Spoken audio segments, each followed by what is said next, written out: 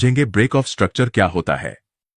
तो मान लो प्राइस इस पॉइंट से ऊपर जाना शुरू करता है, तो ये मार्केट का लो पॉइंट है। अब अगर प्राइस यहां से रिट्रेसमेंट लेकर अपने रिसेंट अप मूव का कम से कम 38% रिट्रेस करता है, तो ये मार्केट का एक नया हाई पॉइंट बन जाएगा। अब अगर प्राइस वापस ऊपर जाता है और अपने पिछले हाई को ब्रेक करके ऊपर क्लोज करता है, तो ये पॉइंट मार्केट का नया हायर लो कहलाएगा।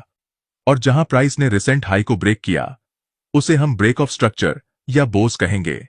आगे अगर प्राइस फिर से किसी पॉइंट से नीचे आके रिसेंट अप मूव का 38% रिट्रेस करता है, तो ये पॉइंट एक नया हायर हाई बनेगा। लेकिन अगर प्राइस अपने रिसेंट हायर हाई या हायर लो को ब्रेक नहीं करता और इसी जोन में नया स्ट्रक्चर बनाता रहता है, तो भी हम इसे वैलिड स्ट्रक्चर नहीं मानेंगे।